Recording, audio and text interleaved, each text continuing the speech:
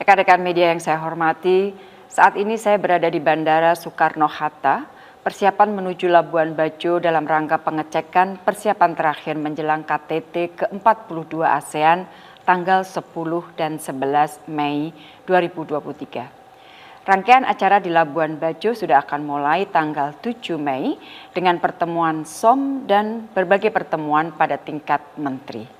Untuk Bapak Presiden selain KTT dalam dua bentuk, yaitu bentuk plenary dan bentuk retreat, Bapak Presiden juga akan memimpin pertemuan-pertemuan lainnya, yaitu pertemuan dengan High Level Task Force, kemudian dengan kalangan bisnis, dengan parlemen, dengan pemuda, dan juga pertemuan Indonesia, Malaysia, Thailand Growth Triangle atau kita sebut IMTGT Summit, serta Brunei Darussalam, Indonesia, Malaysia, Filipina, East ASEAN Growth Area atau BIMMEAGA Summit yang khusus untuk pertemuan ini akan dipimpin oleh Perdana Menteri Malaysia. Rekan-rekan media yang saya hormati, setelah briefing mengenai Sudan dan pelindungan WNI yang saya sampaikan sebelum Idul Fitri, pada hari ini saya ingin memberikan update utamanya mengenai evakuasi WNI. Sebagaimana telah saya sampaikan, pemerintah berusaha semaksimal mungkin dan berusaha keras untuk memberikan perlindungan kepada WNI. Dari hari pertama terjadinya konflik, koordinasi dengan 5 perwakilan kita di luar negeri kita terus perkuat, yaitu dengan KBRI Khartoum, Riyadh, Kairo, Addis Ababa, dan KJRI Jeddah. Koordinasi juga kita perluas dengan KL lain, terutama dengan TNI guna membahas evakuasi ke Indonesia. Saya sudah lakukan komunikasi dengan Panglima TNI yang menyatakan siap untuk membantu. Evakuasi ini kita desain dengan beberapa opsi, mengingat kondisi sangat cair dan dinamis di lapangan. Koordinasi juga kita lakukan dengan PBB dan beberapa negara lainnya.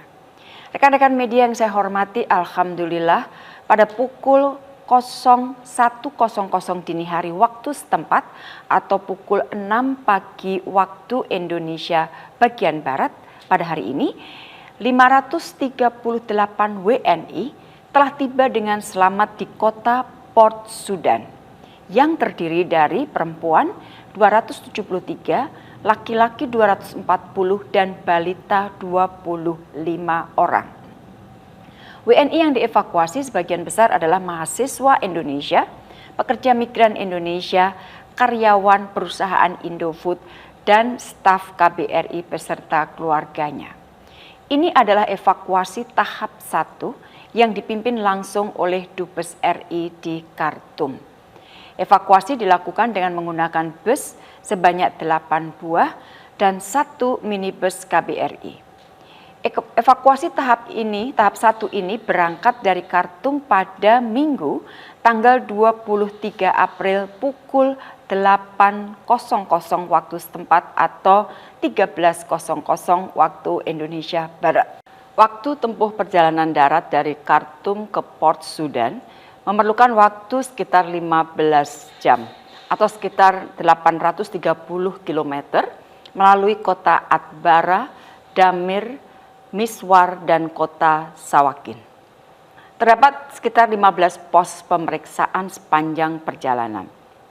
Saat ini, 538 WNI tersebut sedang beristirahat di rumah persinggahan di Port Sudan sebelum keberangkatan menuju Jeddah melalui jalur laut. Insya Allah persiapan untuk kepulangan ke Indonesia juga terus dilakukan. Rekan-rekan media yang saya hormati, rencana awal seluruh WNI akan dievakuasi dengan memanfaatkan gencatan senjata yang ada. Namun demikian, karena adanya pembatasan bahan bakar untuk bus yang akan mengangkut para WNI dan evakuasi lainnya, maka evakuasi tidak dapat dilakukan dalam satu tahap. Terdapat 289 WNI lainnya yang sebagian besar adalah mahasiswa dan 5 pekerja perusahaan akan dievakuasi pada tahap kedua pada kesempatan pertama. Untuk itu saya himbau agar setiap WNI yang masih berada di Sudan dan belum melaporkan diri, mohon agar segera melaporkan keberadaannya ke KBRI Khartoum agar juga dapat dilakukan evakuasi pada tahap kedua. Jadi bersamaan kita lakukan evakuasi pada tahap kedua. Oleh karena itu mohon dengan hormat untuk yang belum melaporkan diri segera menghubungi KBRI Khartoum. Kami mohon doanya agar evakuasi lanjutan dapat segera dilakukan dengan selamat. Sekali lagi, situasi lapangan sangat cair dan sangat dinamis. Rekan-rekan media yang saya hormati, setiap evakuasi pasti tidak mudah dan memerlukan perencanaan yang sangat matang. Sekali lagi, keselamatan WNI selalu menjadi prioritas pertama. Evakuasi di Sudan ini juga sangat tidak mudah. Evakuasi dilakukan di tengah pertempuran yang masih terus berlangsung. Saya terus mengikuti jam per jam proses evakuasi. Saya juga terus melaporkan proses evakuasi ini kepada Bapak Presiden. Komunikasi terus dilakukan baik di Sudan untuk memastikan jalur aman dan jaminan keamanan bagi WNI. Hal yang sama juga dilakukan oleh Watapri kita di New York untuk terus melakukan koordinasi dengan tim Sekjen PBB dan UN OCHA karena evakuasi juga dilakukan hampir bersamaan dengan staf PBB yang bekerja di Sudan. Dubes RI di Arab Saudi dan Konjen di Jeddah juga melakukan komunikasi dengan otoritas di Saudi untuk memastikan proses lanjutan berjalan dengan baik. Rekan-rekan media, tim kecil perbantuan untuk evakuasi juga telah bergerak, baik yang dari Jakarta dipimpin oleh Direktur Pelindungan Warga Negara Indonesia dan tim perbantuan dari Riyadh dan Jeddah.